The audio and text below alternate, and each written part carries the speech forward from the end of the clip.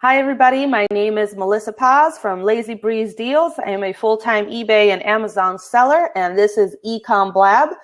Today's episode is about drop shipping done right. We are going to cover some of the basics and get into some of the nitty-gritty of how to drop ship correctly without it being a scam, without it being shifty, how it is done by all kinds of eBay and Amazon sellers and other big companies as well. So we're going to be going over a lot of information today. We're going to be giving out a free worksheet with what information you want to have from your drop shipper before you start with them. If you would like to get that, please go to my blog. It is at lazybreezedeals.com.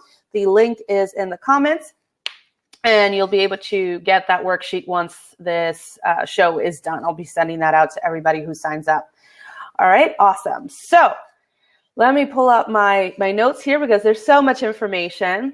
All right, so first of all, I wanted to give credit to Amy Herberger, who actually got me onto drop shipping because like most people who hear about drop shipping, I was afraid of it because I hear all the horror stories, right? So Amy's actually been doing it very successfully for over a year now, and she got me past that fear. So this presentation, a lot of the information comes from her, but I'll be adding and removing a few things just to keep it within our time frame, okay? So first of all, let's go over what is drop shipping, okay? So drop shipping is a retail method where a store, in our case, an online store, doesn't actually keep the products in stock. Instead, when a product sells, we then buy it directly from a third party, the manufacturer, a dropship vendor, whoever it may be, and we have it shipped directly to the customer. As a result, the merchant never actually sees or handles the product. The biggest difference between drop shipping and the normal retail model is that we don't actually stock or own the inventory. And so you're not buying it up front. Instead, we only buy it as the buyers purchase it. We then buy it from our vendor or the manufacturer to fulfill the order. Okay, so a lot of you don't really need a lot of money to start off with. You don't have to invest all of your money in merchandise hoping that it will sell. Rather, you can list a lot of your merchandise ahead of time, and just whenever it sells, you then go ahead and buy it already with that money in hand. So you already have that money in your PayPal or in your bank account. And so you're only spending it when you go and buy the product. So it takes away a lot of the financial risk. Okay. So that's why most people start it. There's other reasons. I mean, you don't have to be stocking inventory. So it keeps your workspace clean and neat. So I used to have my garage stock full of stuff. It was a nightmare to find things, and working in the garage, you know, it's hot, it's so heavy and hot in there. And it was just a mess. But with drop shipping, all of that shipping is really processed by the manufacturers that I work with my drop shippers. So I don't have to be packaging items.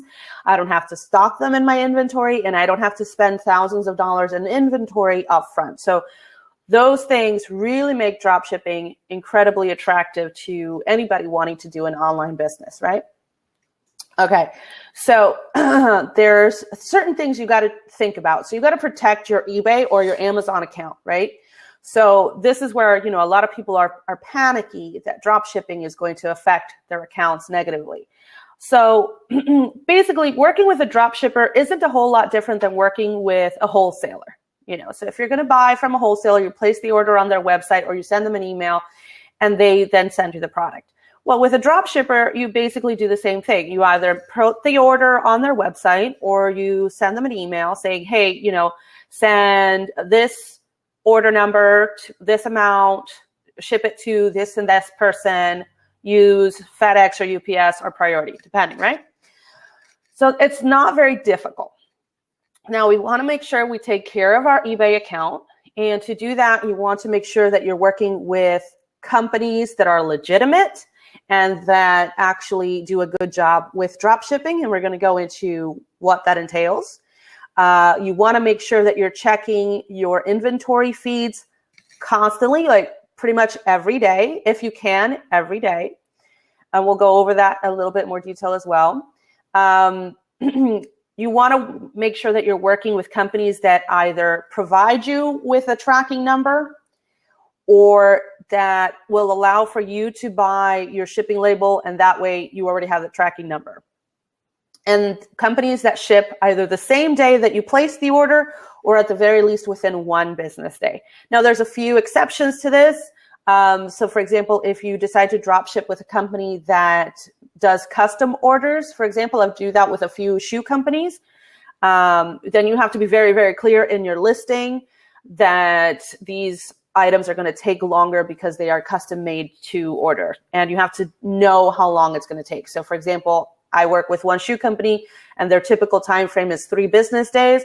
So I established that in my handling time and I put it all over the listing. Even so, I'll have buyers complain about, where are my shoes? Why is it taking so long?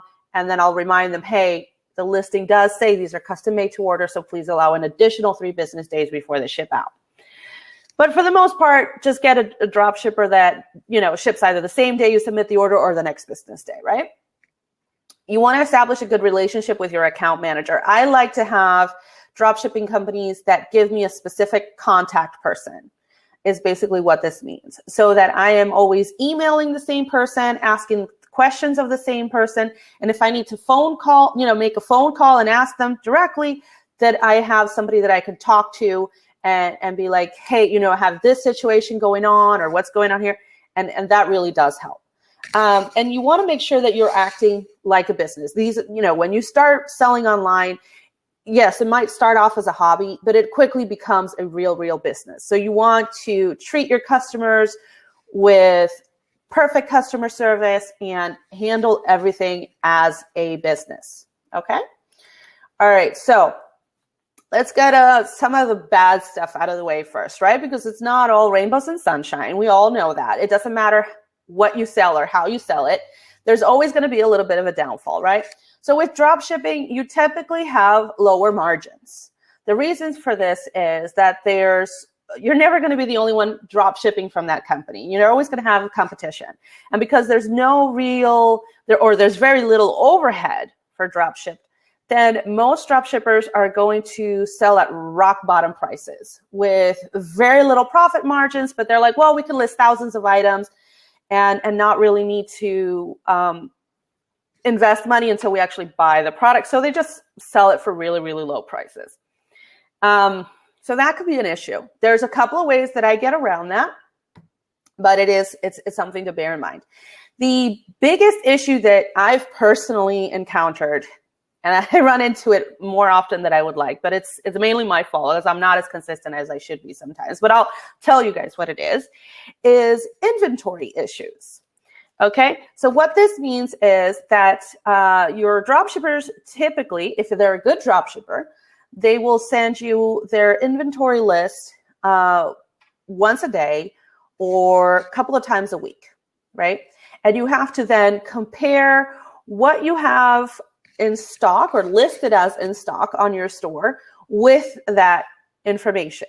There's some ways of automating this, but to be honest with you, I haven't found one that actually does a better job than me going through and looking at it. But sometimes you'll have the situation where the company might have had a bunch of things sell over the weekend, and you get the list on Monday, and you realize that something is listed as available, and it shouldn't have been. All right. So, and if you're selling across multiple channels, thank you for the props.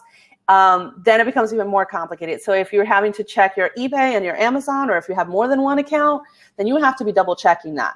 Now, I do it myself personally, and I've also tried to train my virtual assistant to check these inventory lists for me. And as I said, there's a few automated ones, but I'm not really going to go into that because I'm not really going to say which one. I haven't really used any that I feel is comfortable with at this point. At some point, hopefully I will. But yeah, just to let you know, you got to be on top of that. Thank you, Mortgage Express. I appreciate that. All right, so additional disadvantages is supplier errors. So of course, you're going to get blamed for anything that goes wrong, But eventually, you know, it might happen that you submitted an order and the supplier had a human error on their end and they sent the wrong item, or it got banged up or whatever. And so you might have that situation. I haven't had that happen yet, but it's something to be aware of. And this is, again, comes down to having a very good dropship company to work with. And so that way you can avoid it. So I usually have better quality products. So I'm not too worried about the item being, for them not liking it. And also you want to work with companies that have been doing it for a while, that are familiar with drop shipping. So they kind of have their systems down pat, but just be aware, you know, it might happen and you might have to suck up the cost. So especially if you have returns. I did want to mention, if you have any kind of returns, the items should be returned to you. Very rarely will a drop shipper be willing to accept a return to them. They might be able to do an exchange for you, but in general, you're going to have to accept that return and either suck it up. Usually I'll just relist them. I just relist them. If I do that, like for example, I've had shoes go out, you know, and shoes are something that gets constantly returned because they don't fit. There's no way of them trying it until they get it, so it happens. But I can't return it. So once it comes to me, I will open it up and I will take photos, because drop shippers sometimes only give you a few photos, or they might only give you one. And that's your stock photo and that's all you've got. But if you get a return, don't be upset. Just take some good photos of it, take different angles, take a video, list it up on eBay, lower the price a little bit, put it up for auction if you want to. Or what I do sometimes is I set it into Amazon FBA. So yeah, you'll get a free returns, but don't let them get you down. You figure out a way of moving that product just like you would with anything else. All right. So now that we've gotten that out of the way, benefits of drop shipping, as I mentioned, less clutter, less capital is required. It's pretty easy to get started.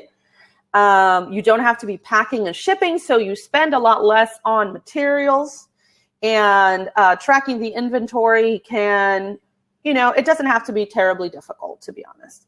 All right, so let's see here. And also, it's flexible location-wise. So for example, I've been traveling quite a bit the last couple of months, but with the drop shipping, it's okay. I didn't have to set my store on vacation. I was able to handle the orders from my iPad or my phone or a laptop, and I just, business as usual, doesn't matter. And it also gives you a wider selection of products, so it's not suddenly just the products that you go and buy at a store. So if you're a retail arbitrage person, which I love to do and is usually great, by having a drop ship account, you usually have a wider selection of items that are in the same category, right? And it's easier to scale, so you can add more and more and more items. Bear with me just a moment. I'm just going to put a quick pause here. Hold on. Okay, so we're talking about whether you have a separate eBay account or whether I use the same eBay account. I've never been good with the whole running more than one eBay account, to be honest. So it started with just selling stuff that I had around the house, and then I was selling clothes, and then I was selling bedding, and now it's become 90% drop shipping. So I've just always used the same account. Okay. There has been issues. I did have some growing pains. As I mentioned, you know, I've gone through the issue where I wasn't handling the inventory correctly and I had to cancel a few orders because people bought things that were not available. And most of the time that was on me. But also I did have the situation where I got it with a drop shipper that wasn't providing me with the inventory levels. And so as I said, you know, growing pains, you go through a few mistakes. And this particular company, it was a clothing company, which had really nice stuff. And I was very excited to sell, but because they didn't tell me exactly how much they had available, even if I had my virtual assistant go through their website to double check, sometimes they didn't have something in a specific size available. So it was showing that a jacket was available, but oh, it wasn't available in medium, and that happened to be what they ordered. Mm-hmm. You know what I mean? So I had several people cancel because of that. And so that did kind of take away my TRS level. So for those of you, you know, top rated seller, I've managed to keep my 100% feedback and my account is fine, but those are the things that, through personal experience, you got to make sure that you're very careful with what drop shippers you choose. I had another one. This one, it was a different company. It was a handbag leather company. And again, they didn't provide me with a daily or weekly or anything. They never gave me a list of what items were still available. And I had something ordered and they were like, oh, we're not making that anymore. And I'm like, it's still on your website and you haven't told me anything.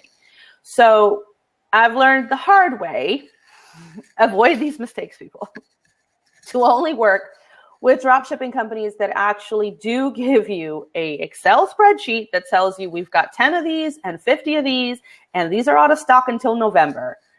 All right. So that's the biggest thing that I would, tell you to do to avoid having those issues with your account. Okay. So I don't want to get ahead of your presentation here. So maybe you're going to touch on this later, but since we're talking about picking a good drop shipper, how do you vet out a good drop shipper? Yep. So we're going to go into that pretty much right now. All right. So first of all, how do I sell on both? Somebody's asking, how do I sell if I sell on eBay and Amazon? I sell on both. And I will tell you that depending on what the items are, some of them sell better on eBay and some of them sell better on Amazon. I have them all listed everywhere, but that's just kind of the way it is, for example, I have a dropship company that is swimsuits, and they sell a lot more often on Amazon than they do on eBay. So I'm pretty much slowly taking them off eBay because it's just using up my listing fees, On the other hand, I sell a lot of luggage, and I barely ever get any orders on Amazon because on Amazon, the competition, they're all in the same page with me. Amazon sells some of this stuff themselves, so it's really difficult for me to get an order from them. However, they sell very well for me on eBay because my listings stand out, and I'll go into that as well.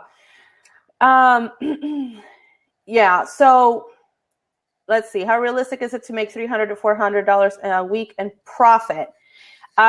You have to work your butt off to get to that point. I'm not gonna lie to you. I can make anywhere between $2,000 to $5,000 in sales on eBay a month.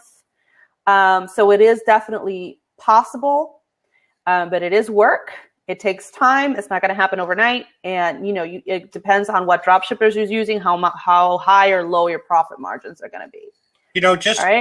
Just to interject with that, I'm going to assume that everybody watching is pretty much an online seller. So we know that the sky's the limit. You can make as much little as you want, depending on how much you're willing to put into it. I'm a low volume seller. I just do it to supplement my retirement income. And so I don't stress about making $5,000 a month or selling $5,000 a month. But other people who are doing this for a living and to pay their bills, if you work real hard and diversify, don't just go one direction, right, you can do very well on it. So it's up to you how hard you want to work and how much you want to put into it. And, it really all depends on, your business. There's so many different factors, but it's definitely doable. You know what I mean? I started drop shipping this year. I haven't even really been drop shipping that long, but because it's been working for me and because I've got 2 little kids that make going out to either stores or thrift stores or, the retail arbitrage method, even though I love it, is really difficult for me personally. So drop shipping is my way of sourcing lots of product without having to take them out of the house and have them give me a hard time. But you know what I mean? So it's there's just many different ways of doing it. And so we have somebody who would like to join. Before I accept you, Carlos, are you an online seller or do you have questions about the subject? We are talking about drop shipping and how to do it right. All right, so let's give him, you're an online seller. Okay, go ahead and request the seat and I'll be happy to answer questions. And I still, I've still got lots of information to give you guys. So let's see here. Hi, Carlos. Welcome to the show. Hi. Good. So do you drop ship already or are you looking at doing it? I drop ship for online sellers. Okay, so you offer drop shipping. Correct. Oh, that's awesome. Okay, so we have a supplier. Okay, so that's nice. So like what kind of products do you offer? Currently one brand called Tanner's. I have a few other brands that we'll probably start slowly introducing next year as far as for the drop ship method. Okay. But pretty good. I started off as a seller and I dabbled with drop shipping. My experiences weren't pleasant with it as a seller or a buyer. Which we hear a lot. Right. So I literally just came out of a meeting, a little burned out. I saw the title. I'm like, this sounds interesting. And I'm decompressing. Cool. I have like 15 minutes. I hope I didn't interrupt. I'm new to Blab. Oh, no, you're fine. Oh, welcome. I love Blab. I'm a huge Blabaholic. Anyway, so yeah, no, we were just talking about, yes, there's definitely cons to drop shipping. And, you know, I've had bad experiences. But once you kind of figure out who to work with, you know, I think it really comes down to finding a good drop shipper. Like once you find somebody that is reliable, that does a good job, that, you know, isn't charging you an arm and a leg, it really does help. So yeah, you just have to pay a lot of attention to detail. So that's kind of what we've been going over. And so I wanted to, the next thing that I was going to go over is like how to find a drop shipper, right? Because everybody's like, well, how do I find these manufacturers? Well, Carlos here might be able to tell you how to get in touch with him if you wanted to get a few clients. That's up to you. No pressure. Do you have a website, Carlos? If you have a website, feel free to share in the comments. I don't mind. The current brand that I do drop shipping for is Tanners.com. Tanners.com. All right, so there you guys. Single N-O-R-S. Okay, so could you type it into the Oh, sure. Sure, just type it into the chat. Okay, so there's a couple different ways that you can. Real quick, do you own this? Do you own this, Carlos? I mean, is this your? Yes, I'm the owner. Well, those are some of the products back there. I'm in my office still. It's a disaster. Hey, yeah, but I'm in a disaster here too, so don't feel bad. But yeah, no, but that's cool though, you know, because sometimes I think, well, most of the times when you stop drop shipping, people have no idea what can I drop ship. At least I didn't know. Like when I started, I was like, well, what products am I going to drop ship? At the time, I was selling bedding, and I couldn't find any bedding drop shippers. Maybe it didn't look hard enough. I don't know. But I went into fashion stuff, and you know, I had some horror stories there. But then I found a couple of good ones, and now I'm dealing more with luggage personally because that's my niche. But you can find a drop shipper for lots of different products. You know, now you can do Google search. Or you can use services. So I'll tell you what I did, but you can, you know, do as you prefer. Since I had no clue and I really wanted a list, I went into SaleWho, and I think it was $67, and it's for lifetime access.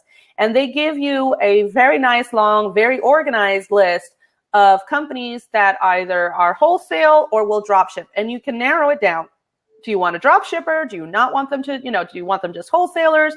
And it also let you choose where they're located. And that to me is very important. So this is a major, major tip. Carlos, you're here in the States, right? Miami, Florida.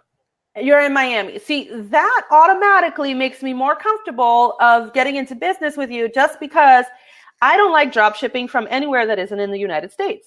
All of my drop shippers are located here in the States. They're either in California or Chicago or Miami, whatever, but it's in the States. I will not drop ship from China or any other country because you'll run into so many issues if you're hoping that your products will arrive from a different country. Just word to the wise, keep to drop shippers in the US.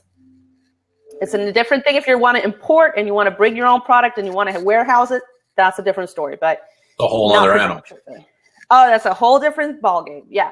So, but for drop shipping, make sure they're in the US because it'll make it so much easier. Okay. You can also just do a Google search. You know what I mean? Like if you've determined what you want to sell, then you can start searching. For example, if you wanted to sell drop ship cosmetics, just as an example, right? And I haven't personally drop shipped cosmetics, but just as an example.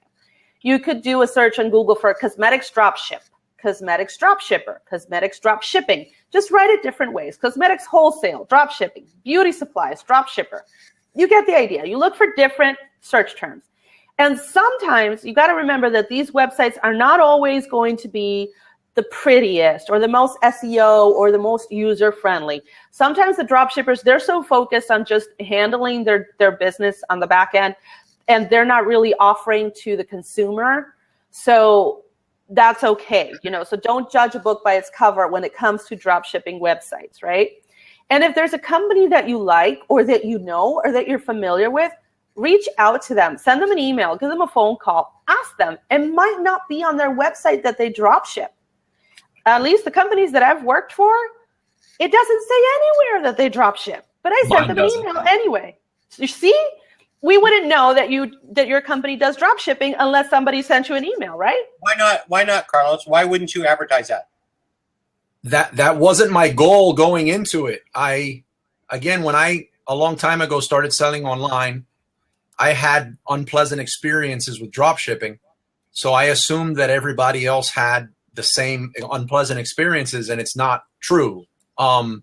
So I started with people. A lot of people want to buy wholesale, and obviously everybody wants the best price they can for the least amount of inventory they need to buy.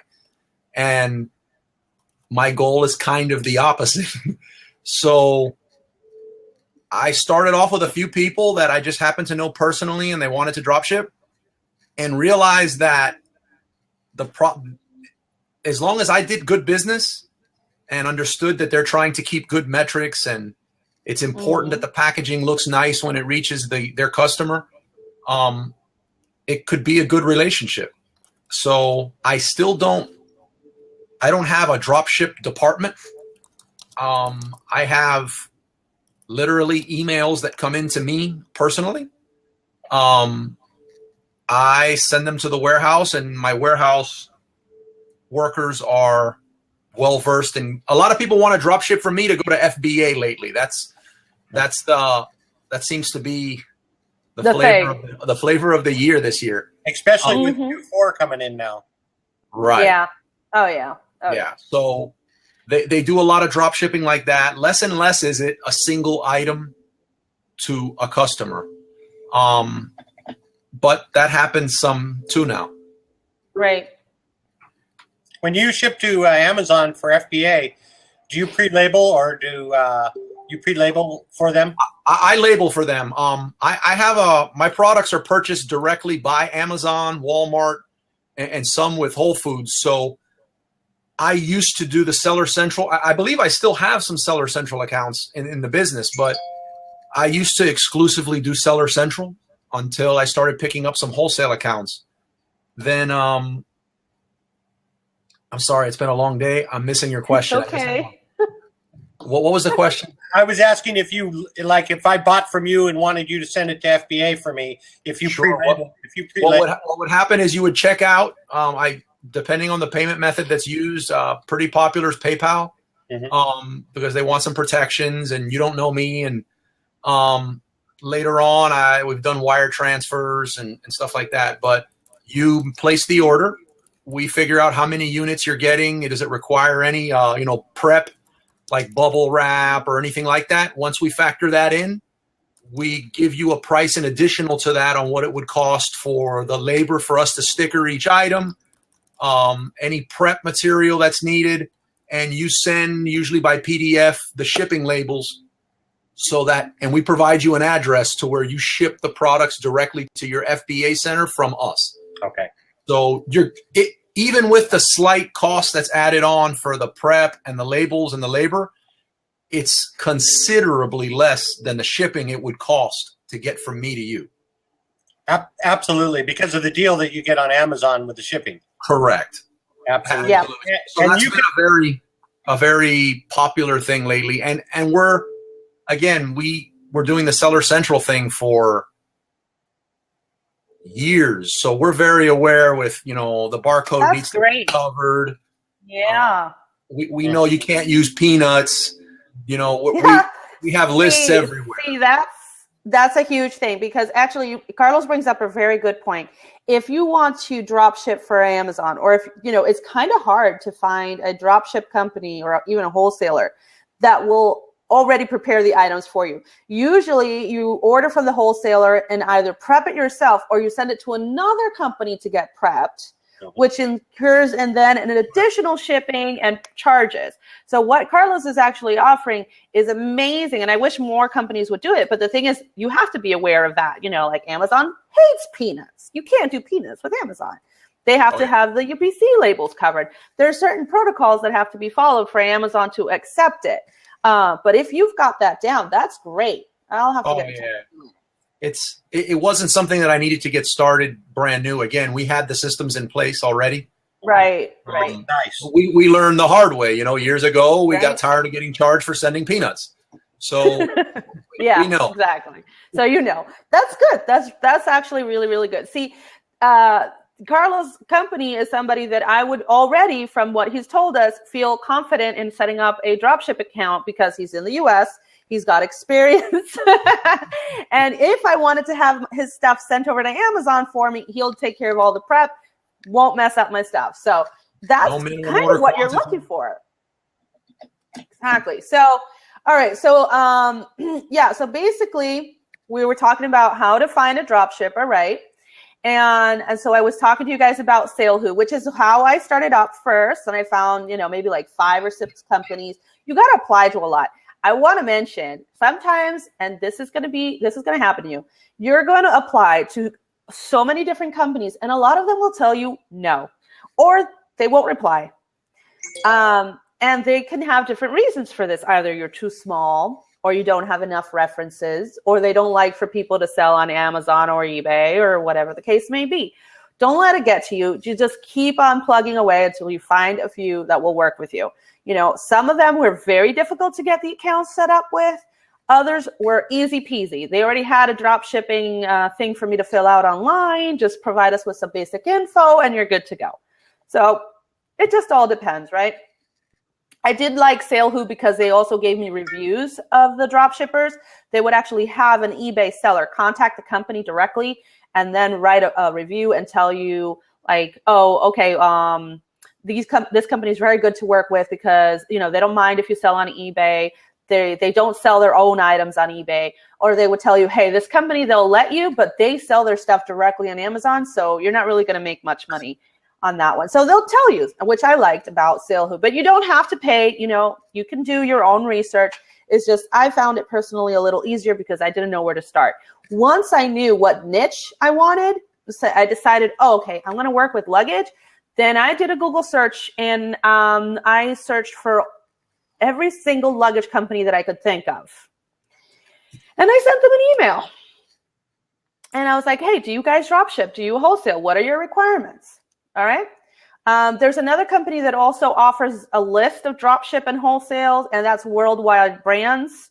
They do something similar. You know, they'll vet the companies. They'll let you know whether they're legitimate or not. They are a bit more expensive. They're $299 for lifetime access. But again, most of these companies can be found by doing a Google search. So I would either personally, I would either go with SaleWho if you have no idea where to start, or start doing a Google search if you already have a niche of products that you'd like to work on.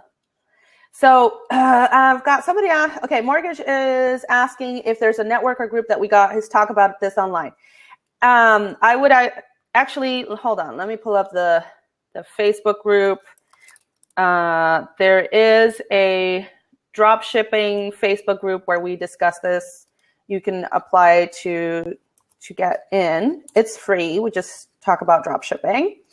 And no, I do not even touch Alibaba. As I said earlier, I only work with companies that are in the United States. So if you want to drop ship, don't even go to Alibaba. Just don't. Save yourself the problem. Save yourself a lot of hassle.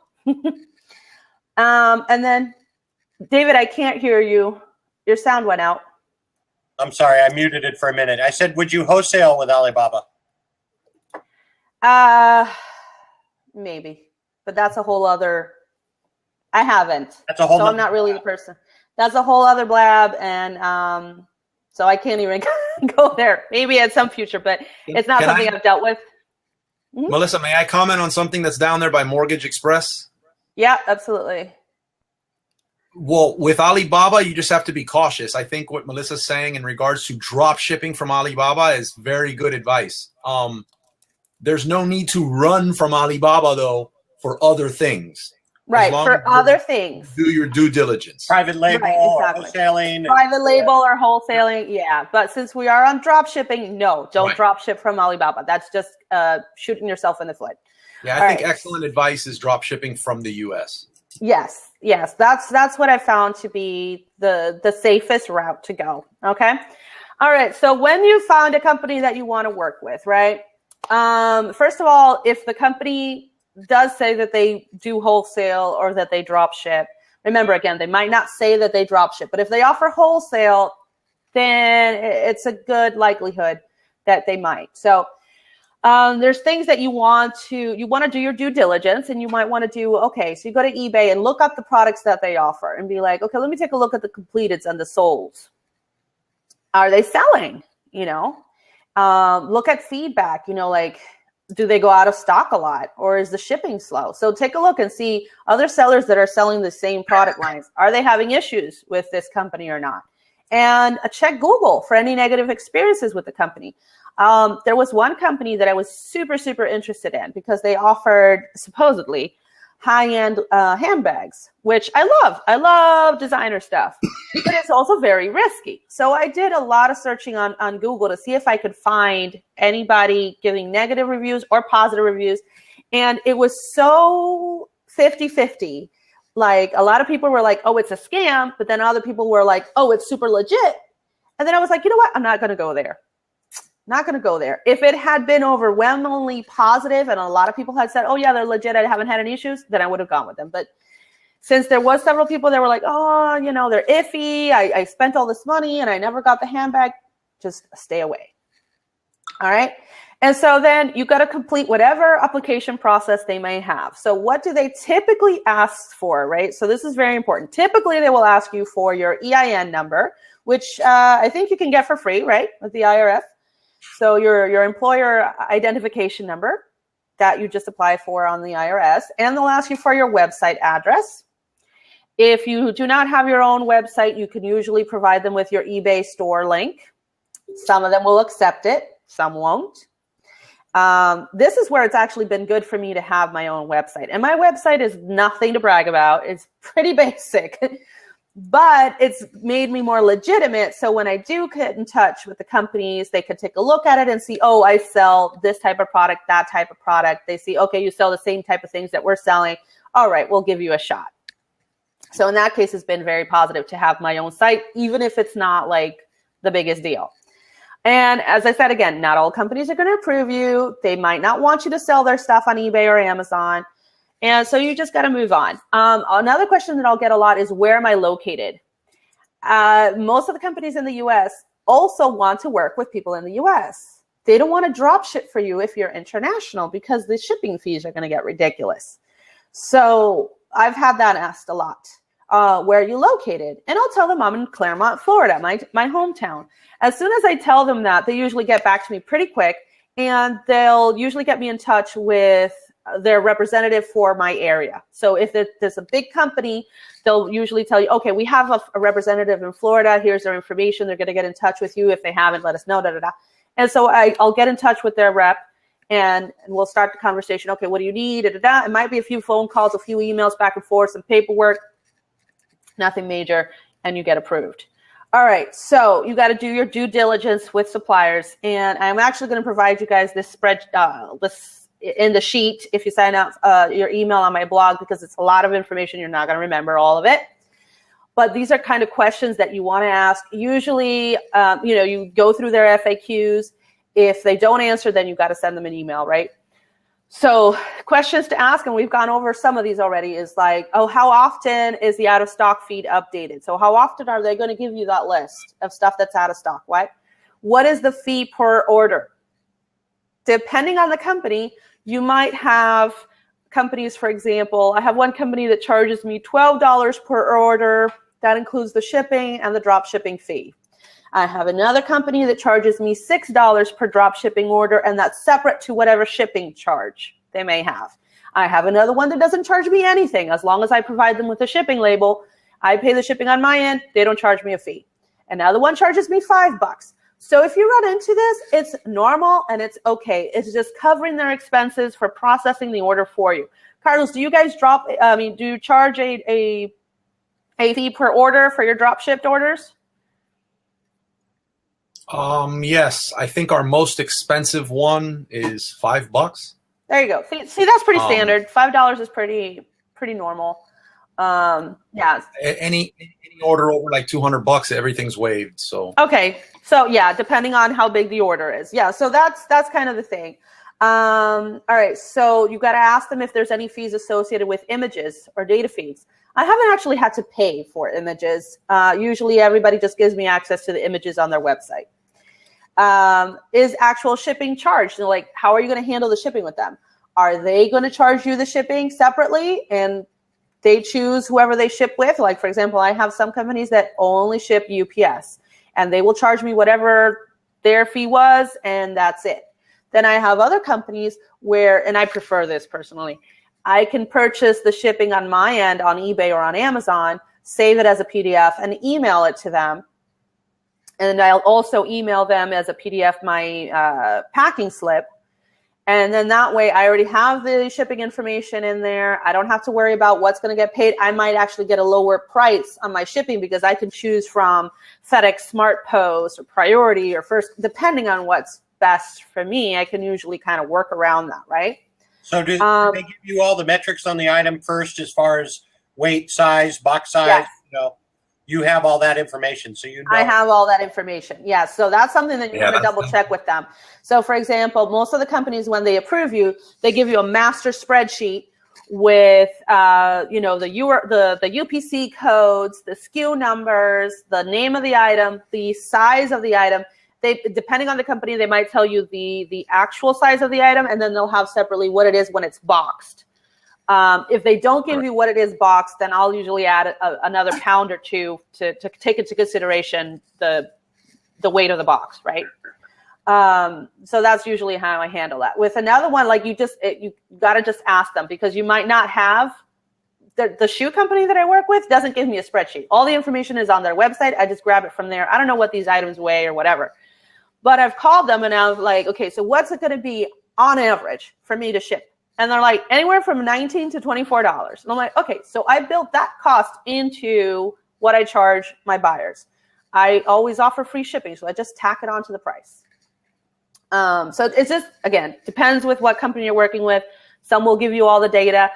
Others won't give you as much. So you have to be careful with that. So you want to know what time of the day is the cutoff time for same day shipping or next day shipping. So something you want to ask. How quickly do they ship? Does it take them 1-2 business days? Like, what are you looking at? How do they handle their tracking? Like, are they going to email you the tracking, or are you going to have to be after them for it? Or can you send them an email with the shipping label and that way you already have your tracking? So again, depending on how the company handles it, how do they handle returns? What are their return policies? What is their policy for products damaged in transit? Is there MAP pricing? That is super, super important. Okay, so MAP pricing means minimum advertised price. And this means that this is the lowest that you can list the item for. The retail price might be $299, but the company tells you the minimum advertised price that you can list it at is $175, as an example. Some companies will tell you, oh, you can go 10% below that, but no more than that. Other companies won't give you MAP. They'll just tell you, you can list at whatever price you want. We don't care. Or they'll tell you, MAP it's double the wholesale price. Whatever. Some companies are very, very strict on this. Like, I've had phone calls and emails and be like, hey, your website is listing the wrong price. It's below MAP. It's below the minimum that we're accepting. So you got to change that quick or you'll lose the account. And so I've gotten on it because I was like, I am not losing this account. I had a hard time getting you guys to approve it. So I'm making sure that my MAP pricing follows their guidelines, right? So that's super important. MAP is actually to your benefit because that means that your competitors can't undercut you anymore. Okay? And you can report your competitors if you see that they've gone below what they're supposed to. So I like companies that have MAP. All right, guys, I got to put a quick pause. I will be right back because the baby just woke up. All right, so, right, MAP pricing. If they offer MAP pricing, if they have that, make sure that you stick to it. And remember that it is to your benefit. So is there a better pricing tier depending on volume of your sales? So that's something that's good to know. It's like, okay, you're going to get one price if you're only ordering one from us, but if you start ordering 50 or 100, we'll lower the price for you. That's something that you want to know because maybe at some point you'll want to start not just drop shipping from them, but doing wholesale purchasing, you know, or getting larger amounts sent out or having them sent out to FBA or whatever have you. So, you know, remember, if you've got a dropship account, it's a wholesale account. So you can buy from them in bigger quantities and it might be to your advantage if you have the capital to do that, right? Well, that's going to be an interesting question that I have for you then. If you're talking about taking a drop shipper and buying from them wholesale, people who drop ship generally, well, maybe not generally, but isn't sometime the market flooded with those items because so many people are using them? So would there be an advantage at that point to buying wholesale? There might. It depends. For example, I work with two big luggage companies, right?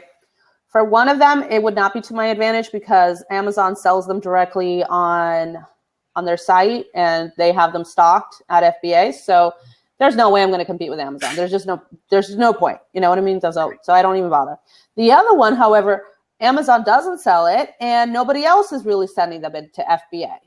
So if I had the capital, it would be to my advantage to purchase from them wholesale and have it shipped to FBA. Got it. Or, for example, I'm starting to open my account in the UK and they're definitely not an Amazon in the UK. You know what I mean? So anything that I wanted to send over there would be to my advantage. But at this point, I'm still checking out which products sell the most. So once you kind of have a feel for like, oh, these are the products that are moving the most for these companies, then you can be like, okay, I'm going to order 10 or 20 or start off with just 5, you know, if you don't want to go in too deep and see how it does on FBA or if you're setting them out overseas and things like that. But at that point, you also, if you were to do it overseas, you got to take into consideration shipping. Shipping gets taxes and duties and your DHL account, and that's just a whole other ballgame. So we're not going to touch. And differences in what people overseas are buying compared to what they're buying here. Right, exactly. So we're not going to go too heavy into the international aspect of it. We are sticking to the U.S. at this point, but I'll just bring it up. You know, if it's not selling for you in the U.S., it might sell in the U.K. because nobody's offering it. So it's just something to bear in mind, right? Most drop shippers ship, like if I have an item that I'm drop shipping and I'm selling it in the U.S., will they also ship overseas to an individual buyer? That depends. Some will, some won't. Some are just like, nope, we're not dealing with it. Even though you might send them the shipping label with your signature on it, and all they got to do is slap it on the box, they may be fearful and not be willing to do it. So way that I've gotten around that, global shipping program on eBay. Sure. It is your friend. And that at this point, because the buyer is already paying the customs and duties up front, you're only having your drop shipper send it to Kentucky, so they're not freaking out. So yeah, with all of my drop shipped items, I've done it where I've had them send it directly to the buyer internationally, but it's not the best thing. For example, I just had a girl's suitcase that I shipped to the UK, and they didn't go through global shipping. They went through regular shipping on eBay. They paid, I don't know, $40, $50 in shipping. Well, the item got tied up in customs, and so they weren't too happy about that. You know what I mean? Mm-hmm. They were able to get it and everything was fine, but you know, to avoid that type of scenario, I've just changed everything to global shipping program, no other alternative, so that they can't by accident choose a different option. Sure. So this particularly for your drop shipped items. So yeah, that takes care of that for me. All right, so and I'm going to send you guys a sheet that says, what you should double check with your suppliers, and then I'm also going to try and give you guys like a template for what email, like an email that you can send out to your to the drop shippers to get them to reply, right? So once you've contacted your drop shipper, you've done your due diligence, you've decided you want to work with this particular company, you start listing. Now you can list however you want, whatever works best for you, really. You can go and be like, okay, sometimes I'll do it from A to Z, like I'll start from the very top and just go down through the spreadsheet. Sometimes I'll be like, okay, let me take a look at these because some of their lower priced items, for example, may not be convenient for me to list because the fees are going to be too high and I'm not going to make any profit once I consider that they charge me a per order fee, what the shipping cost is, et cetera, et cetera. So I always make sure that I go over the list of items available and determine, okay, what am I going to make a profit on? What would I actually end up losing money on? And so you got to make sure that you're not just listing everything, and so you got to double check those numbers, right? Another thing that's important when you're listing your items is that you got to remember that Google crawls your titles and your descriptions for the first few lines of it. So it's not always the best thing, and although it's very tempting to just copy paste the description on the dropshipper's website or to copy it from a different website, right? That's not going to generate as much traffic as when you take the time, a couple of extra minutes, to make your title unique and make your description unique. So I always try to do, even if I do still copy the description from them, I'll copy the description, but I'll edit. The title will be different, and then I'll make sure my title is different from my competitors and from what the website has. I'll make sure I'll put in more SEO rich keywords in it, right? And then I'll copy my title and put it into the description as well. So automatically I have slightly different content than my competitors. So that helps out. So you kind of want to make the description your own, even if you're just adding a few words or changing the order a little bit, but just try and edit it. And then, if you run out of monthly free listings, if you're an eBay seller and you run out of the monthly fees, still list a few more if you can, 10, 20 items a day. It's only 10 cents for the most part. Like if you're a medium seller, it's justifiable. You know what I mean? Like if you're going to make sales, or just wait until or what I do sometimes is I'll have a bunch of drafts, a whole big list of drafts. And as soon as we get one of those listing promos, boom, list them all out there. Now what I do at this point, not at the beginning, but what I've just at this point is I have a virtual assistant, a girl in the Philippines. Yeah. And I've trained her to list for me. I have about 2 dozen VAs. What? Yeah. That's amazing. Oh my gosh. No, I can barely handle the one. But this is where I use my VA. Like I've trained her to list for me. I give her the spreadsheets. I give her access to the websites, and I give her certain parameters. I'm very specific about everything. And yes, that's true. And so she'll list for me like crazy. And I'll be honest, she makes mistakes, and then I have to go in there and edit them. But she's gotten better with time, so I can always, and they're not like huge mistakes that are going to cost me a lot of money. You know what I mean? Like she's always sticking to map pricing, for example, but she might not fill the item specifics the way I wanted, or the title might not be perfect, or she might have put the UPC instead of the SKU number, whatever. But I'll go in and edit them as I have time, or I'll tell her what to correct. But she can still list way more than I can. And I've had things sell, even though the listing wasn't perfect, but it sold. It was there. It was available. You know what I mean? It doesn't always have to be perfect for it to sell on eBay. We all know this. Even when you're a US-based seller with plenty of experience, we make mistakes in our own listings, or our photos aren't great, or whatever. So, if you have somebody who can list for you and get them done, get 20, 30, 40 listings out there in a day, like I personally can only get 10 done with the kids all over me. So with the VA, I just have her do it. And she sends me a list. Okay, I listed these items, and I give her the spreadsheet. It's like, list these items, and I'll mark what I don't want her to list. Like I'll give her the list very specific. Like these are already listed. I want you to list these. Please don't list these because I don't have to really give her a reason. I just say, no, these I don't want to be listed because I've already determined it's not in my benefit, right? So that's what I do.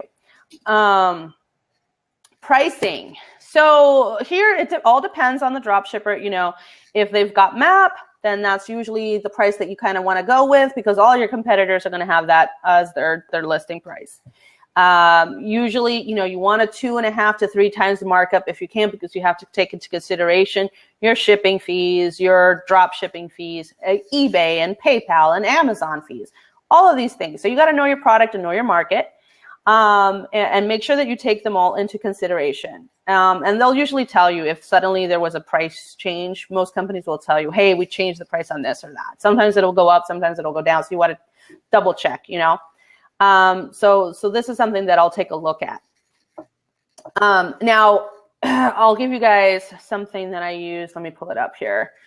That saves me a lot of headaches and helps me to determine how I'm going to price my stuff. And it's Final Fee Calculator. This is for eBay. It's not for Amazon. But basically, you put in a couple of numbers and it tells you how much your profit is going to be after shipping, after the fees and everything. So that's what I use. So I'll put in, okay, what am I selling it at? What am I charging the buyer for shipping? What am I paying for shipping? What's the cost of the item? And I'll include whatever drop ship fee there is. So I'll include that in there. Do I have an eBay store? Yes. Am I a top rated seller? Yes or no? And it gives you the total profit. It tells you what your fees are going to be.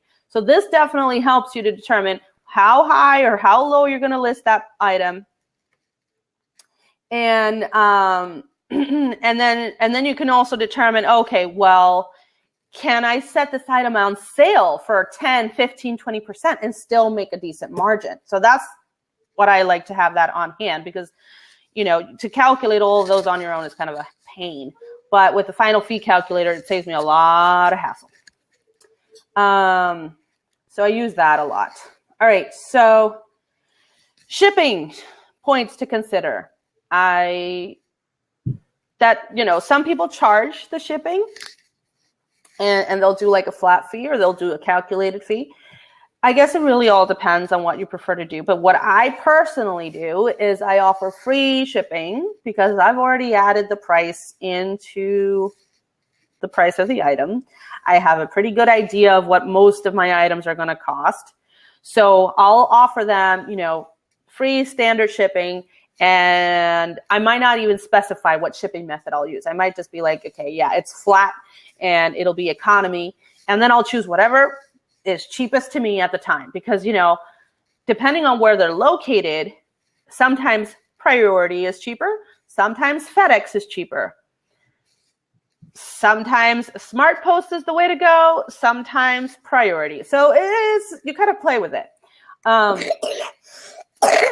So that's kind of one of the things that I'll do. Other people will just go ahead and charge them a flat rate. So it just really depends. Now, when I list these items, I make sure that I specify where they're located, like what zip code and what address they are.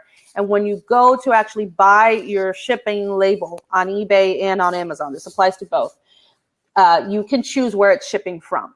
So you got to make sure you update that, because when you go to ship your label and when you're calculating costs, you got to make sure that you specified, okay, it's shipping from Chicago or it's shipping from California, because it's not going to be the same thing if I leave that label as it is and I'm saying that I'm shipping it from Florida and it's going to California, than if the item is already in California and it's going to somebody in California. So you got to make sure that you're changing the address of where the item is located before you print that label. And also open a FedEx account if you want bigger stuff. David, I think you muted yourself again.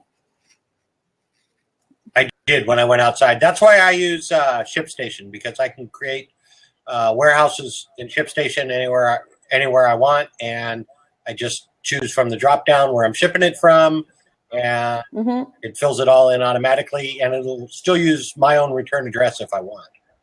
And right. I'm sorry, and ShipStation is like Endicia or Stamps.com? Exactly. Well, yeah. Yeah. Something like that. It's a ship management program, and you know, for USPS it uses Stamps.com postage, and You know, you can add all your shippers in it, like FedEx, DHL, UPS. You can use your shippers. Yeah, it's a great program. What is it called? What's the cost? It's called ShipStation.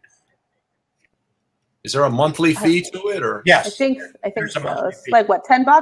Well, no, ShipStation's a little bit more probably, and it depends on how big you are. You know, how many selling channels and how many different shippers you're using. Right. So it varies. Carlos, I'll throw a link in the side for you, and you can check it out if you want. But yeah, you can put it up. But I really. I also wanted to mention, you know, like if you are, and this gets very specific, very technical, but okay, if you're on eBay, and you've specified that you are going to use UPS as your shipper, it's not going to let you switch to FedEx after that. Like your choice will be either UPS or USPS. So you got to be careful what shipping policy you establish, because, for example, one company only lets me use UPS, so I have to leave it as UPS for those products. But for the rest of the products, it's usually to my advantage to either use USPS for priority or FedEx. So I'm always making sure that I have that specified in the listings. I've also had certain buyers tell me that they don't like UPS or they don't like FedEx or whatever. So most of the time, like, I'll make sure that I'm using, you know, if it's FedEx and stuff like that, I can change it. You know, like if I'm in the eBay, I can switch. I can compare, and I can be like, oh, it's going to be $11 priority, but it's going to be $7.80 for FedEx. Okay, I'm going to go with FedEx, you know? So just take that into account. And as we mentioned earlier, for shipping, use global shipping program on eBay to avoid yourself any kind of pain in the butt when it comes to international. So placing your orders, right? You've received an order. How do you place the order with your vendor? This is something you got to ask them. Some of them will let you do it online. And, you know, so I've got like 2 or 3 that will let me do it online. I just go to their website, log on with my wholesale account. I'll specify that it's a drop ship order. And then I fill out the buyer's address and their info. It gets charged to my PayPal or my debit card or whatever card I specified. And that's it. I don't really got to do much else. With others, I place the order by sending them an email. And so I have a template saved in my emails that I can send again. And so just basically, whenever I got to send one of those out, I'm just like order for, and then I'll put in the SKU number, and then I'll put it again in the message, and I'll be like, hi, please ship, and then it'll be SKU number. And I'll put in whatever SKU, quantity, the cost. I usually tell them, I'll be like, okay, I know that this costs me $15.50, so I'll put that in. And then please ship via, and then I'll put either UPS or FedEx or you know, USPS. And then a sentence that says shipping label and packing slip included. I'll attach those in there, and bada bing, bada boom, in less than a minute, the email is out. And I don't even have to type in the address because it's already on the label. So, you know, it just depends. But you could do that, and it's definitely a lot faster. So, you know, you just got to check with the company. So for returns, we typically use eBay's Managed Returns program that kind of lets the buyer go through that. You know, depending on the drop shipper's policies, if they'll let them send you back, then you do that. If not, then you just have it returned to you and resell it. Just look at it as a new inventory to list. It's part of the business, as we went over. Store categories, you know, if you actually have a store on eBay, you know, make sure that your categories are nice. You know what I mean? Like, depending on the drop shippers that you're using, you could take a look at their site and use it as an example and be like, oh, okay, so I'm going to create a category for boots and a category for high heels and a category for sandals and a category for, I don't know, flip-flops. So have your categories, because those are searchable by Google. Okay, and so this really goes into the SEO and the aspect of having your website set up correctly on eBay. But just basically, you know, have that nice, right? You could use Macy's as an example, or another big website as an example of how to create those categories if you're not too familiar, all right? Melissa, I'm going to back up just a tiny bit. How about damaged, defective, you know, or DOAs? Yeah, that it all depends. I had one situation where the manufacturer sent it out and UPS damaged it, and it was a high-end brand suitcase, a hard case one, and they scratched it. So there wasn't going to be much point in having it returned to me, because what am I going to do with it, So I had to submit a claim with UPS. They refunded me the cost of the item and the cost of the shipping, and then I sent a refund over to the buyer. I haven't really had a lot of people return these. Well, I've had returns for the shoes. If they return the shoes, I have them sent to me. I take a few photos and list them up again. But that's for a normal return, right? What happens if the manufacturer or your drop shipper sends out a defective item or an item that was damaged, or it got damaged on the way, right? Not necessarily damaged on the way, because we know that could be a claim for an insurance claim. Right. But do the drop shippers back their items as far as an item showing up defective? Yeah. Again, depending on the company, but at least the luggage companies, they've got warranties.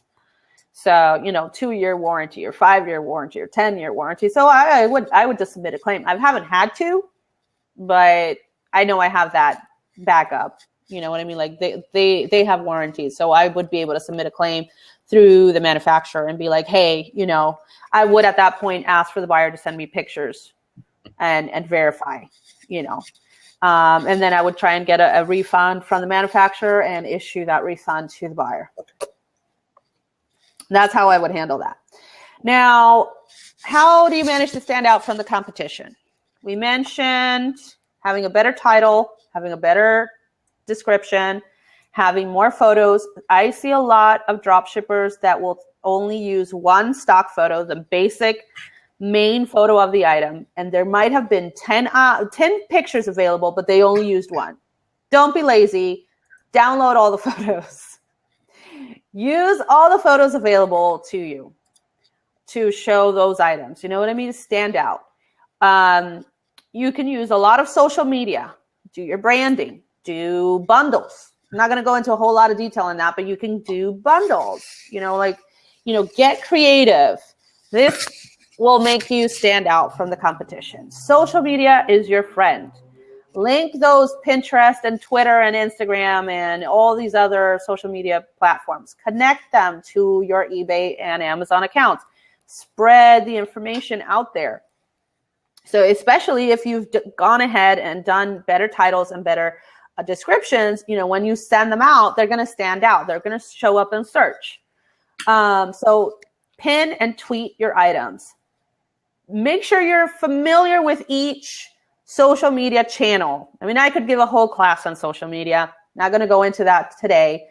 But yeah, you can pin 20 items on Pinterest and nobody's going to care. But you don't want to tweet 20 items on Twitter all in one go, because everybody considers it spam and they're going to drop you. Exactly, right? So you know what I'm talking about. So you've got to be familiar with your social media, but definitely, use eBay's collections. If you're an eBay seller, use eBay collections. They're not going to spam or bother anybody, and you can collect to your heart's content. Just be smart about it. If you're going to make a collection, make sure it's cohesive. Don't just put everything into one single collection. If you've got handbags, put all of your crossbody handbags into one and put all of your tote bags into the other. If you sell coffee, all of your coffee into one, and make one for mugs and make one for whatever. So you make these collections, and the collections are searchable by Google. You can pin them, you can tweet them, you can share them on Pinterest, you can share them on Google+.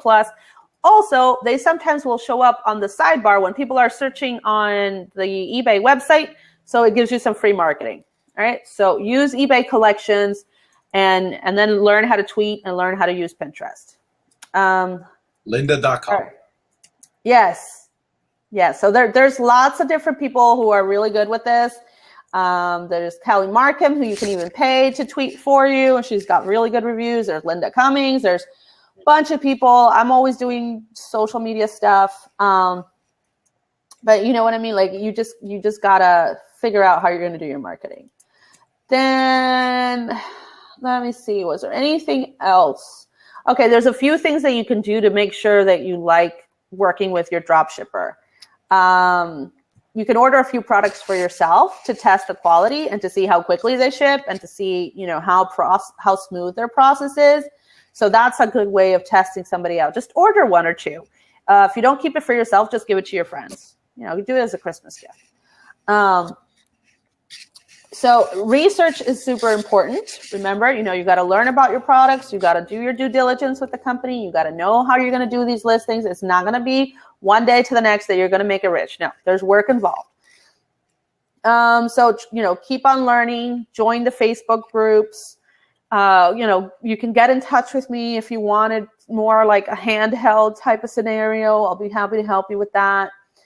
And, don't be afraid. Everybody has to deal with some hassle or other. If you do retail arbitrage, you have situations that are a pain.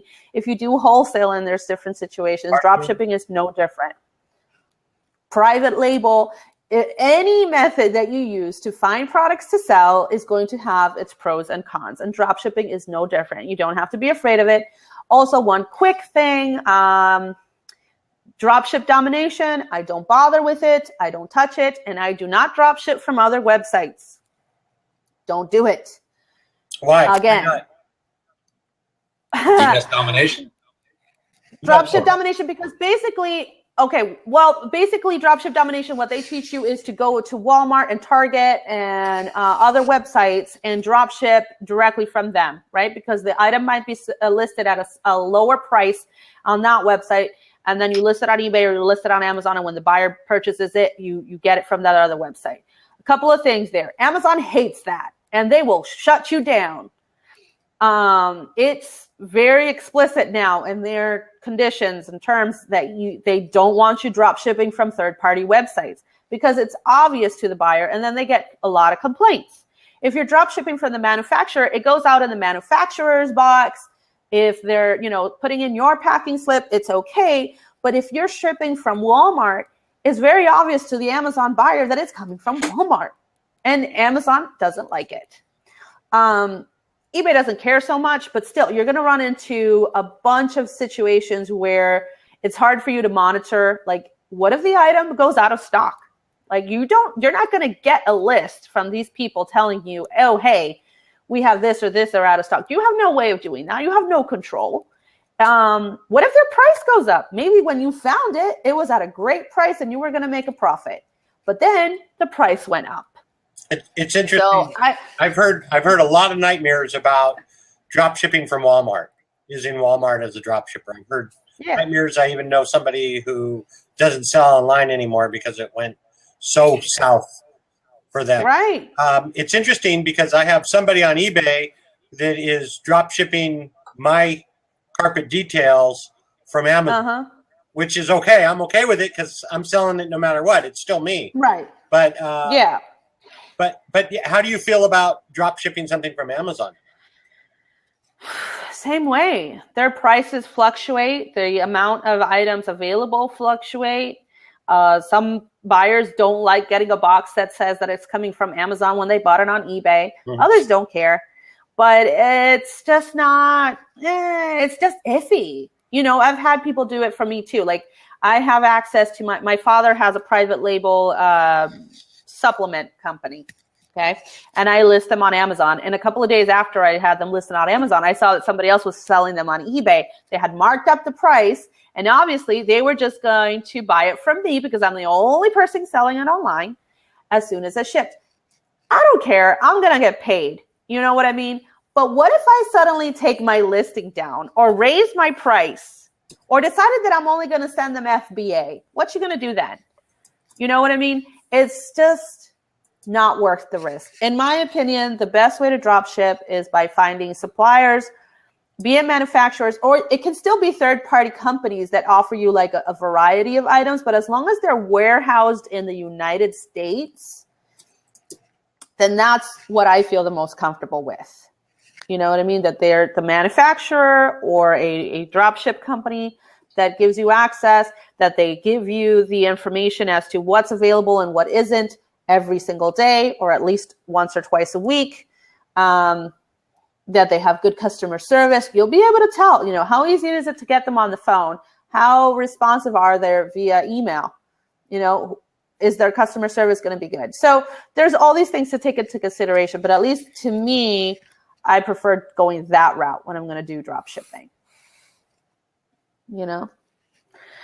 So I guess that's pretty much it. Carlos, do you have any suggestions or anything to add to this? To add to this, I think that's the most comprehensive stuff I've ever heard on drop shipping in my life, what Melissa said. You covered everything. Awesome. I'm curious to see if you were going to cover the returns portion of it. That's a big deal, and you did.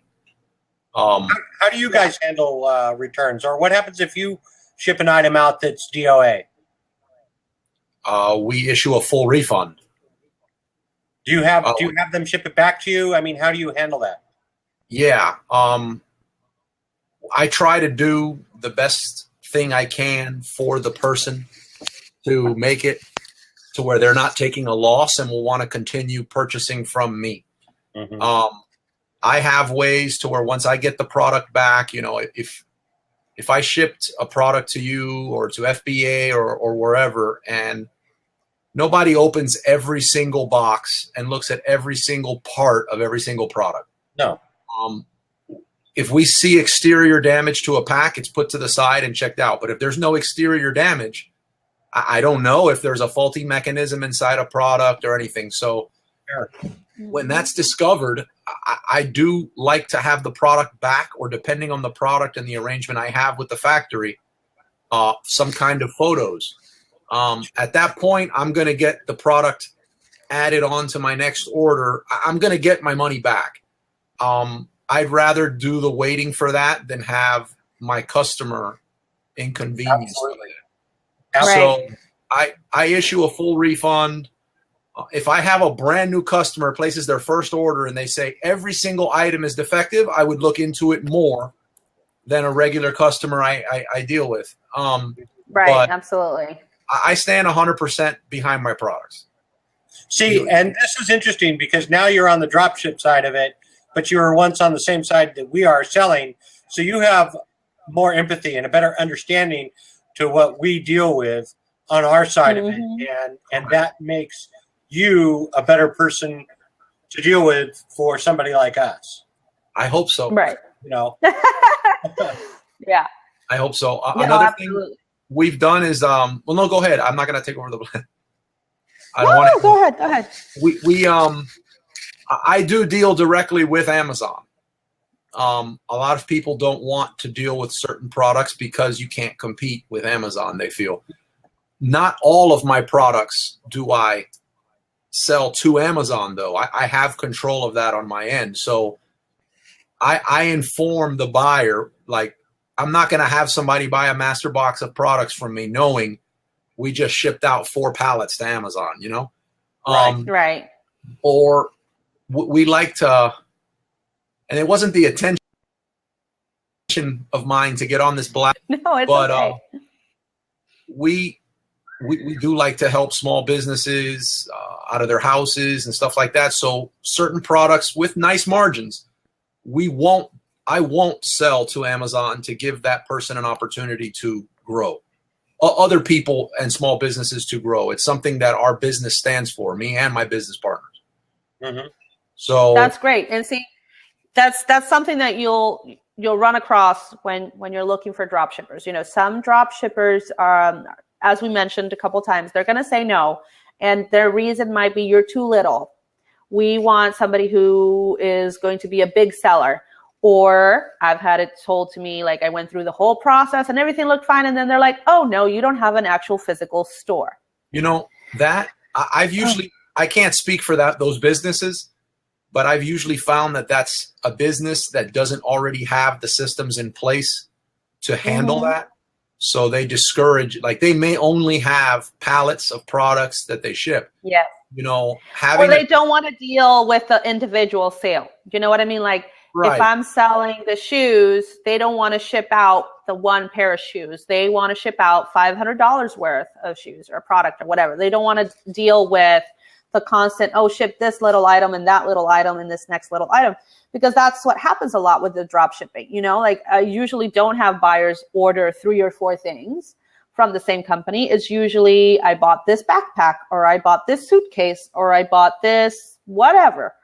So the dropship companies, it just depends on the company. You'll run across so many different models, and it's just a matter of finding the ones that work the best for you. Right. I don't consider my company a dropship company, though. I'm just a company, and I have the knowledge of doing that. There's no reason for me not to drop ship for someone.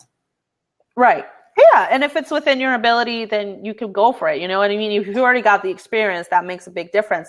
Because some companies, they don't drop ship, and they might be willing to, but if they've never dealt with it, then you may want to stay away, especially if you're brand new to it yourself. I'll tell you one thing. Like I told you guys, my dad has a company that does natural products. Well, they don't have a lot of experience with drop shipping. And it's been a bit of a hassle the last month or so, because their company was going through a huge transition. They were moving offices and all these things.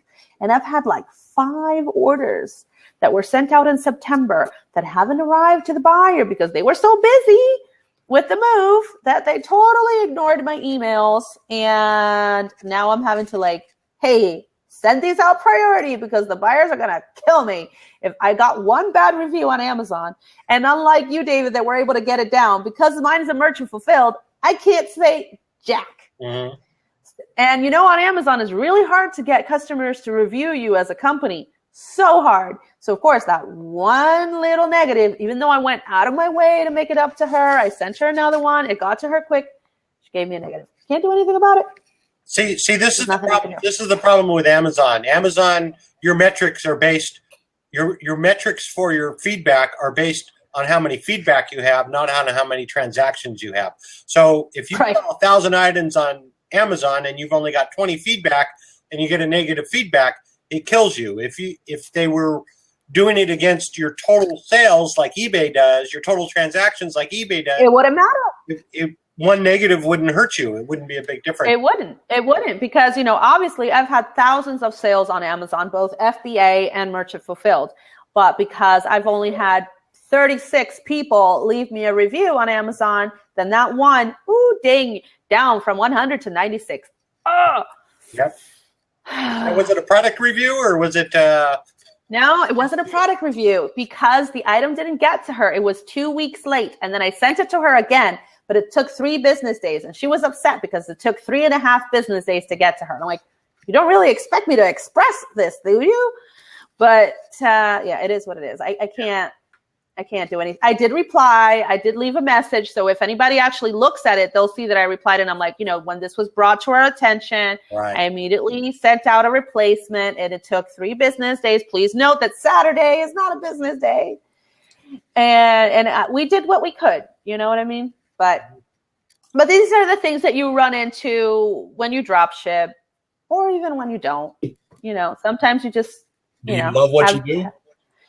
I do. I absolutely love what I do. But, it's all that matters. You know what I mean? Like, I went full-time eBay and Amazon seller a year ago.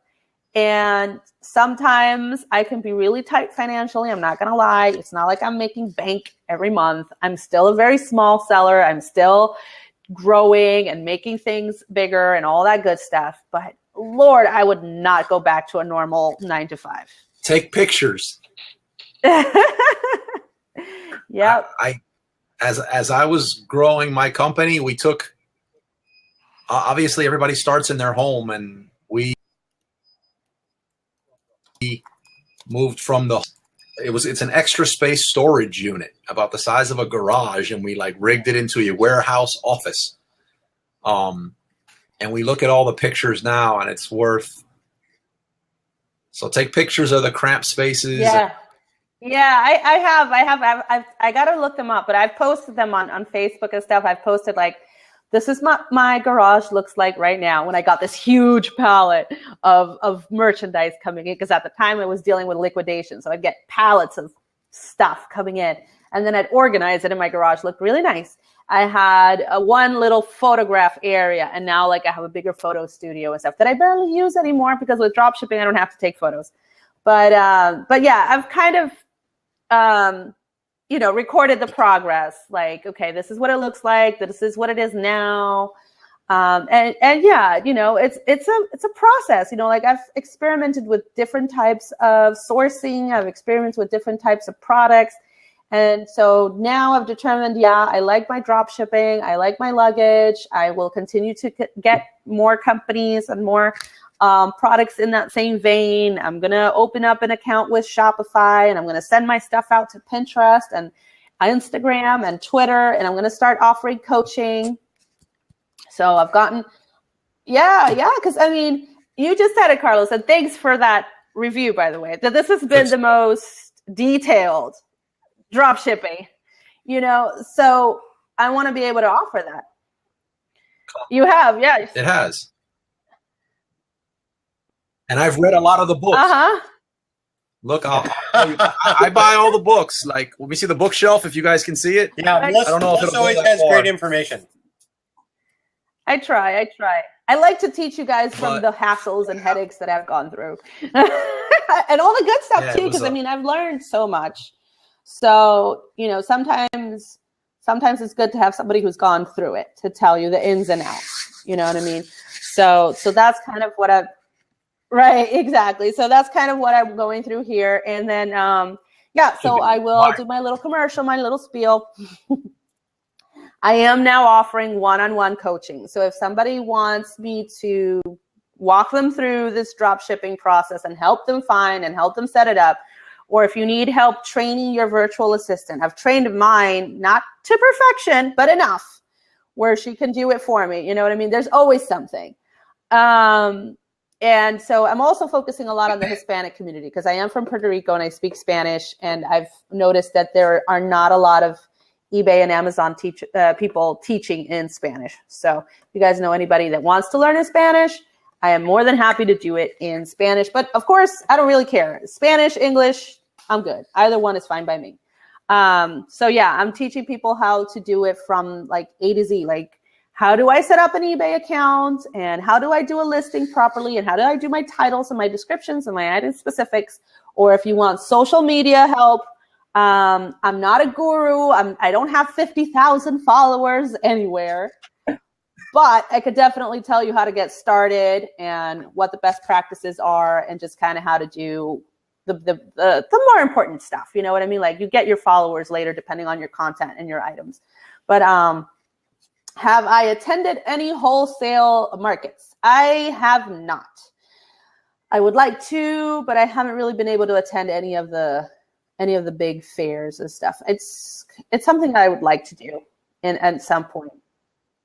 Yeah. I hear they're a lot of fun. Like, I think they would be a lot of fun. There's not only the trade show aspect of it, but there's the networking aspect of it also. I find the networking to be hugely valuable. Right. Exactly. I got hooked on the trade show thing. My business now is so different from when I started. But in the beginning, I was he's very good. Yeah. Are you in his Facebook I was hooked on anything written by Skip McGrath. Love him.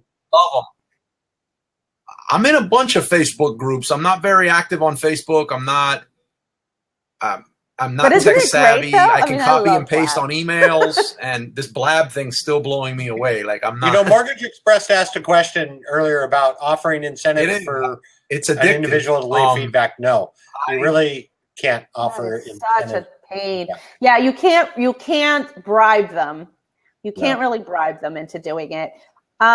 You can set up a nice email system that'll, remind them and ask them politely and all that stuff. But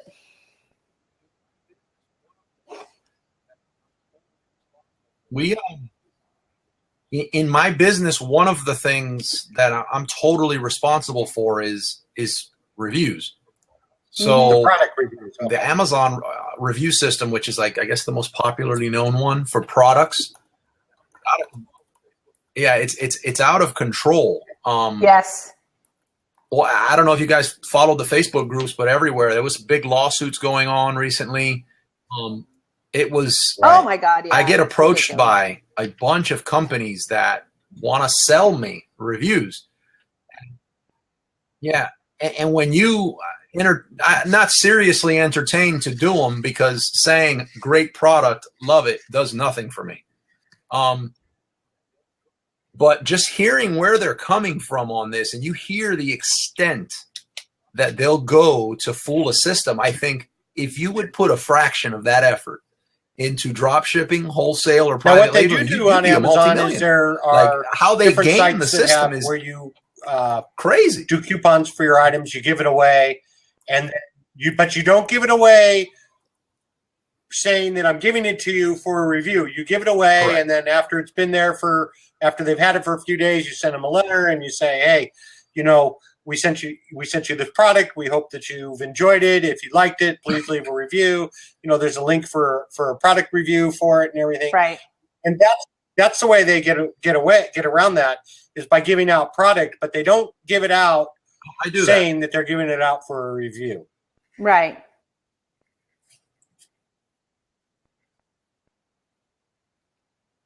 Right. The slowest, and it's also the most costly, but the most effective reviews that I got is I guess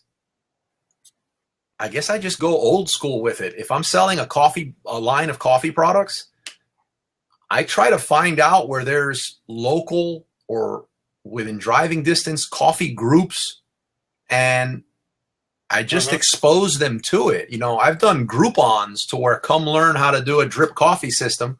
And while I'm there, I spend hours, and I might only get 3 people, but these are 3 and another people that genuinely like coffee. Another strategy that is legitimate and can really help you is to contact bloggers. Find the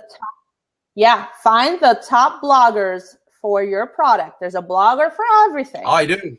And send them a product and ask them to do a blog about it and have them review it for you. It might not show up as a review on Amazon, or maybe they'll do it if they're nice. But usually a blog about a product will have a higher level of influence and will show up higher on Google search than anything else. And I'll tell you, as a buyer, and I shop online a lot, I will tell you that a blog will definitely affect my decision making. And I know that it works for a lot of people.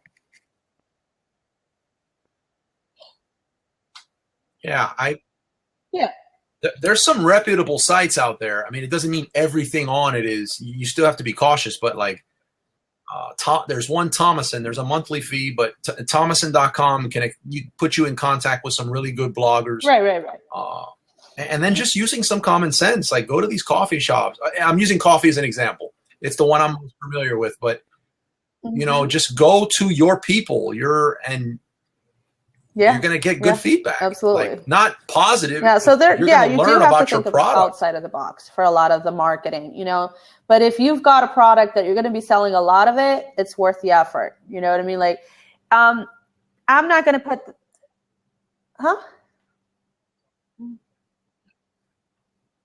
Friar Wade. Oh, yeah. Oh, I'm sorry. Friar Wade asked a question, what I was saying about Skip McGrath.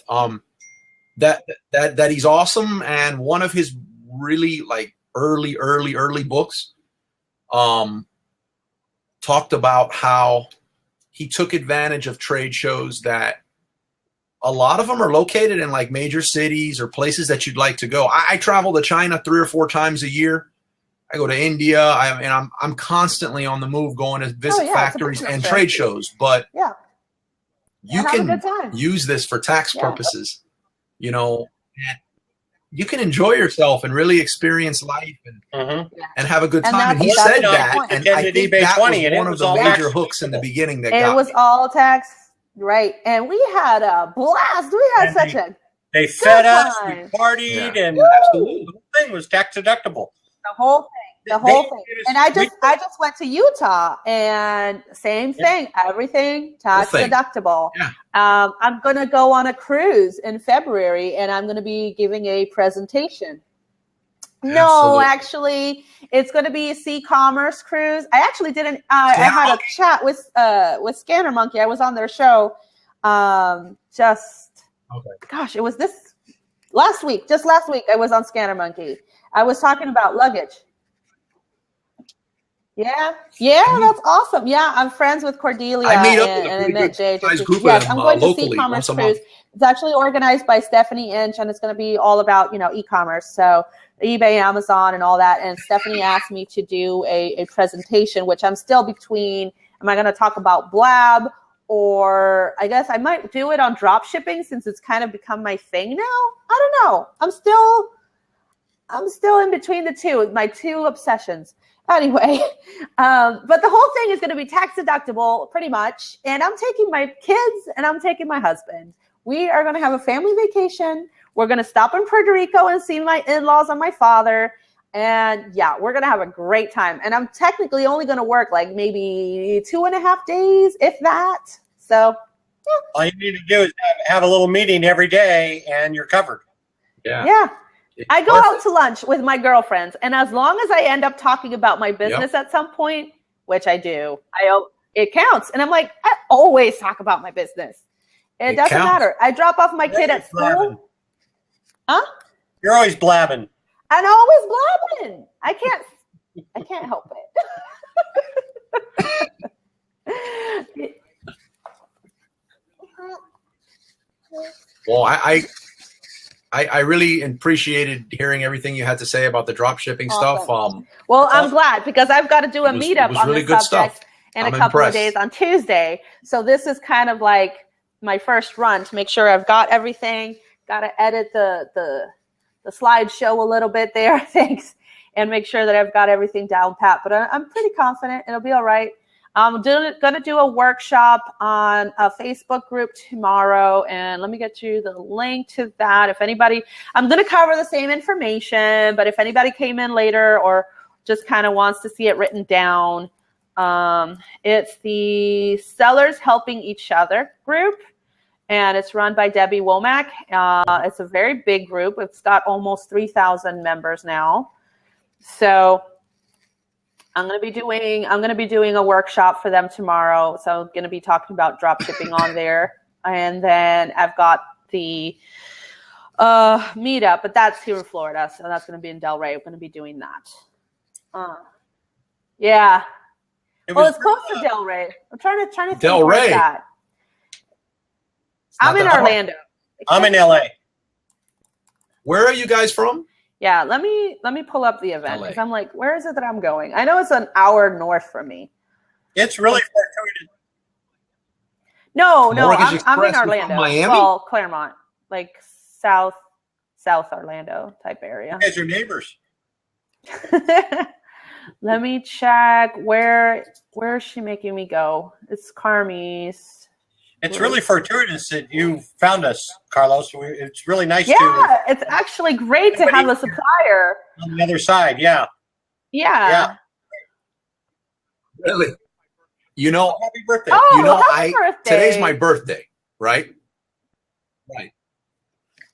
And I really just wanted to get home and watch some Netflix with my wife, and maybe have a cigar, a little whiskey, which is my vice. And just some complications came up at work with some shipments, and I was just I was like, oh. So I said, let me just turn on Blab, find something just to listen to. I'm going to take 5-10 minutes tops. Yeah. We're glad you came in. No, but it's great. Yes, I'm glad. There should be a how do I follow you guys? People icon next to our names on the Blab. You can hit it, and that'll follow. So you'll be there. You go. Twitter, right? Yeah. Well, no, it doesn't follow us on Twitter automatically. If you want to follow on Twitter, then you have to hit the username and then hit the little birdie. I didn't even know that I had a Twitter account until I had to do it for. But I could follow you guys on Twitter, but I don't know if I logged in. I mean, thank God I'm automatically logged in. I don't even know what my login is. Yeah. Okay. Hold on. Let me.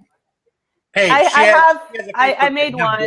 Yeah, we made one because we do this on a regular basis. We do it every Tuesday at 5 p.m. So we I'm just kind of a guest here today. She has a co-host who's sick and kind of bailed out on her, and she didn't want to be in here alone. And Yeah. I follow Melissa, and we chat all the time, and we've met Yeah. before. Yeah. So I just kind of jumped in here just to sit here with her. Yeah, because Blab is only fun if there's more people on it, honestly.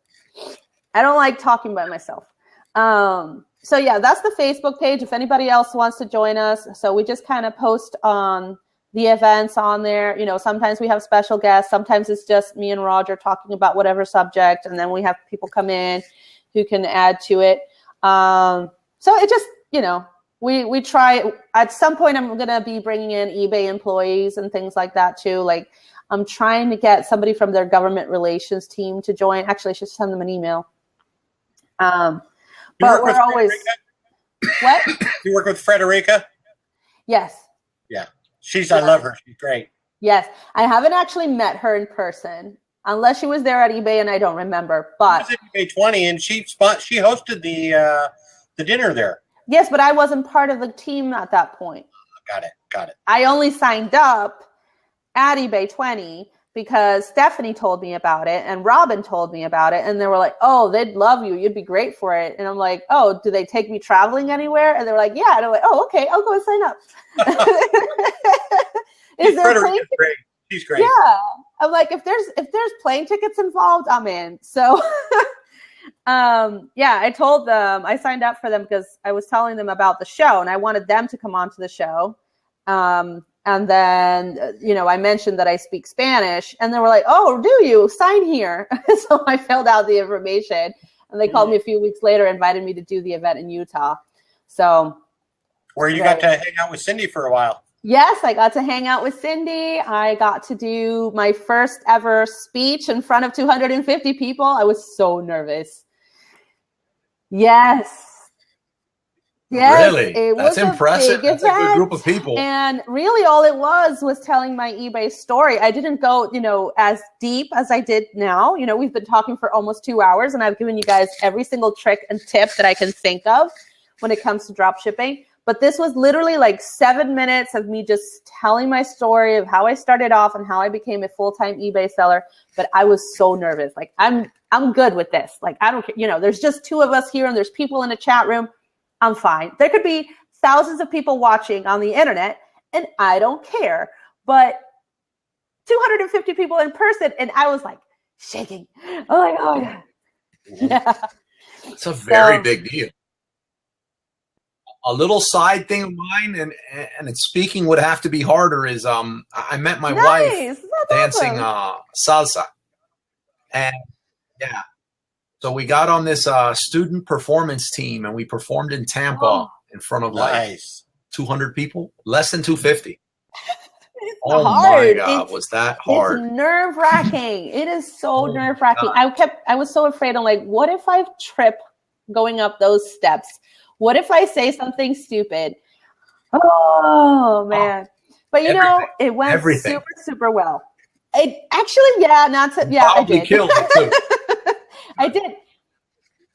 Apparently, I don't know. Like, man. I'm a natural speaker now. A wreck, but everybody loved it. Everybody was super happy. I got really, really good feedback from the organizers. Sarah Brubacher, which is the VP from eBay that was there, and she gave a speech right before me. You know, she was like, you did great. Nelly Galan, who is actually a huge personality, celebrity in the Hispanic community. I think she's the one who started the Telemundo TV channel. Yeah. She's huge. So she was there and she loved my presentation. And then she kept talking about me during her presentation. She was like, I'm so glad Melissa said this. And that's how you do it. And Melissa represents everything, blah, blah, blah. And I was like, oh my God. So yeah, but I've actually had a couple of people call me from the event for coaching because, you know, the Hispanic community really needs support. You know, there's so many of us offering coaching in English, but there really isn't. David, do you know of anybody offering coaching for eBay or Amazon in Spanish? Well, you know, Gladys does some coaching, but yeah, but she does it in English too. I don't think she feels confident enough in her Spanish skills. You know what? I don't know that. We would have to ask her. I did. I asked her on Saturday. I asked her, and she was like, "Well, it's Spanglish and whatever." Like, so I don't know. I don't think she feels super confident in her Spanish. Although it's pretty good because I've talked to her in Spanish. She's a Spanglish-speaking Puerto Rican. Yeah, well, me too. But I can I can stick to one or the other if I have to. You know, like I'm used to it. I've always had to do that for work and school and stuff. So I can, well, I do prefer English. I prefer English. Because a lot of words just don't translate, especially technical words. Like, how do I say, yeah, like. How about online? Blow me away. Blow me away. Translate online arbitrage for me. I'd have to describe it to say what it is. Arbitraje en línea. I think I would just abbreviate it and say hola. Yeah. Actually, now that I think about it, how on earth do I say drop shipping in Spanish? Yeah, because that's not going to translate correctly. I can't translate that, but I can describe how to do it. So you have to describe what it is, and I have to describe. Say the term in English. Yeah, exactly. I mean, but most Spanish speakers are aware. You know, like I'm not going to say correo electrónico when I can say email, and they know what that is. You know, so it's fine. Right. But yeah, I mean, I've had a couple people contact me for the coaching, so I'm really looking forward to getting that started. And because I like teaching, you know, I enjoy doing this. You know what? I tried to do that. I tried to do that in the past. Yeah. Yeah, Hi, that's my baby girl. No, there's nothing in there. It was coffee, and you're not getting any. I need coffee. Yeah, I tried to do the, I guess, consulting, coaching, the different words some time back, and it wound up not being for me. Like, it changed everything with me for a while. But for sure, like, you have obviously a lot of really good things that could help. Yeah, absolutely. I'm going to do a quick wrap up. You guys don't have to leave. I'm just going to do a wrap up for the show so that I could stop the recording. So thank you so much for watching, everybody. This has been eComBlab, and we've just discussed drop shipping done right with all the tips and tricks, the nice stuff, the ugly stuff. And, you know, thank you so much, David, for joining me today and stepping in for Roger. And Carlos, who amazingly is actually a supplier, which was great because it really gives us the other side of things. So that's been absolutely fantastic. So thank you so much for watching, you guys. If you want to go visit my website, you can sign up for coaching. You can get more information from me. It's lazybreezedeals.com. We're also on Facebook, facebook.com/eComBlab. So thanks so much for joining us. We will be here next Tuesday for a very short time because I'm actually going to be doing a tutorial. So I'm going to show how to use Blab at a meetup that I'm going to be at. So it should be at around 5. I'll probably do it from my car, and then I'll probably do one live when I actually get to the meetup. So just wanted to let you guys know, and I got to schedule that. But thank you so much for joining.